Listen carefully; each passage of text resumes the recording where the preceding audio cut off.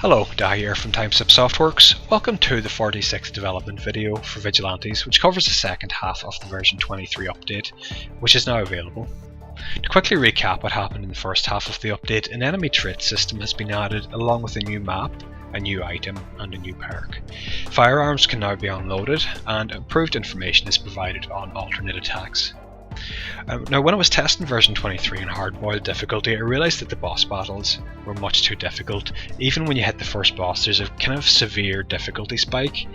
And effectively what I'd like to do is for the bosses to provide a graded, so the first lieutenant will provide a pretty big challenge, but not an extreme spike, and this will grow for the next lieutenant, the next lieutenant, the next lieutenant, and the final boss is going to be obviously very difficult. But this is something I'm going to work on in version 24 by tweaking the sort of equipment that they carry. Back to version 23, I've added two new perks in the second half. The regeneration is one of them, and as you can guess, it allows you to regenerate a certain amount of HP per turn.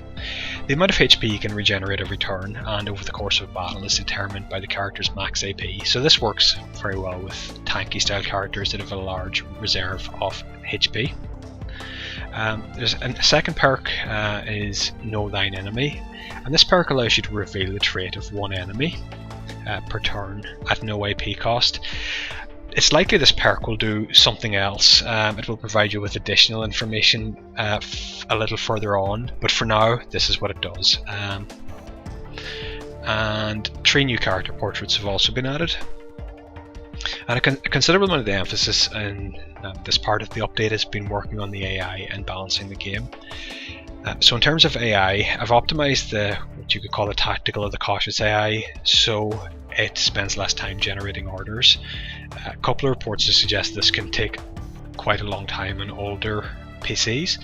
So what I've done is I've tried to use the information which the AI has to hand a bit more effectively. So this will mean that it will generate less orders, but those orders are more likely to be good orders, so the net result is it'll be faster. The AI is also less likely to take very long range shots. Now you may have noticed them kind of half a map away taking pot shots at you. This will happen less frequently now. It's not to say that it will never happen, because tactically sometimes this may be a good thing to do, but there is more of an impetus now for the AI to get close to you, so it will happen less often. The AI is also more likely to run through fire now.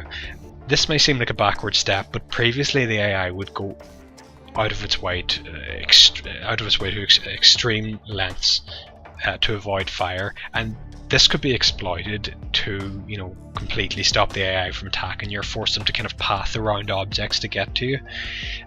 So now, if it's tactically viable for them to go through the fire, if it makes sense, they'll do it.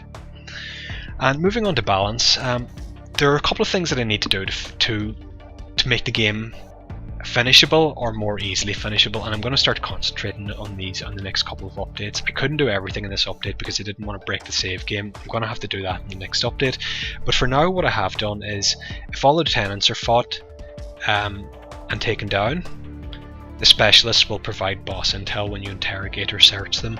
Now previously there are 4 lieutenants in the game, so before this, if you didn't interrogate 3 of the lieutenants, there was no way for you to find the boss. So this is something that sort of had to be done to allow people to finish the game, although I understand some people have actually finished it. There is also a small chance of getting intel 1 level higher, so there's a possibility of getting intel on lieutenants from a basic enemy troop, and there's a possibility of getting boss intel from a specialist. It's not a very high chance, but it is there. The reason behind this is reports are coming in of the length of time it's taking to finish the game, and this is currently at roughly 20 hours, and I think this is too much. I think it would be better if the game were finishable in the region of say 13 to 15 hours. So what I'd like to do is I'm going to add a couple of things over the next couple of updates to reduce the amount of time it takes to finish the game, but I will also add an extended campaign mode. So say if you do want to play the game for 20 hours, that will be possible. I think not every, from just personally playing games, there are very few games that I finish and think, well, I wish that was longer. Most of the time I'm pretty happy to move on, and I think I think that's the case for a lot of people. So I'd like to offer the option of a shorter campaign and a longer campaign, because I think that accommodates, you know, what more people will want. Also, armored enemies will sometimes drop armor components now, and there is a bit of a balance issue in the game at the moment, and it's very hard to get armor for your full team. So that's one of the things I've done to try and improve the situation. And another thing is that the shop will now generate more component items every time it regenerates. Another thing that has been pointed out is that there's too much cash in the game. One player reports completing the game and having 20,000 left over. I think this sort of creates a bit of a problem, because it makes getting wealth and using your wealth carefully to to purchase the right equipment or the right facilities, to have the best chance against the enemy. I think this makes it less meaningful, because if there's an awful lot of money, it doesn't really matter that much what you spend it on. So a couple of steps I've taken here are for enemies to drop less cash, and in particular the survivalists will drop very little cash now because they have better equipment, so selling that you get more money anyway. So and I guess it kind of fits with the gang's ethos of generally spending their money to have the most powerful weapons. Also, facilities will be slightly more expensive now, roughly 20%, and I think this is just kind of an initial push towards an improved balance on the economy of the game. Another thing, enemies who flee will now automatically become specialists, and they gain 2 levels. What I'd kind of found from this was if an enemy fled, they gained 1 level, and that didn't really matter very much. So you had to face a slightly harder enemy the next time that you attack the district. Now you kind of have if you let an enemy escape, you're basically going to have to deal with a mini boss. So this makes a decision of will I hunt down the enemy and risk taking more damage from the active combatants who are the active enemies, or am I going to just let the enemy escape and concentrate on the people that are fighting with me? I think this makes this decision more meaningful now.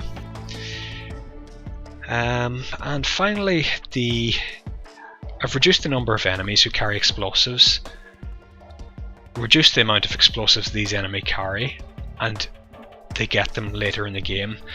What I was just finding was that I fought one of the earlier lieutenants, and he had several Mark 1 IEDs, and each one of them was doing like 24 damage per character that it hit, and the characters had like 60 to 70 HP, and this is kind of so basically there's a balancing issue here with explosives, that the enemies simply get too many of them, and I think this could take some of the fun out of the game.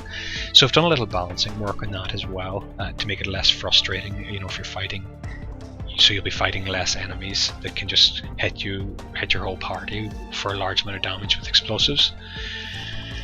And apart from that, I've worked on fixing a number of bugs. Probably fixed another half-dozen bugs. 2 of these are related to enemies becoming unresponsive during their turns, and overall I think this gives the stability of the game a small nudge towards improvement. And that wraps up this update. If you have any comments or questions, you're most welcome to ask them. I will get back to you. But thank you very much for watching, and I'll see you next time.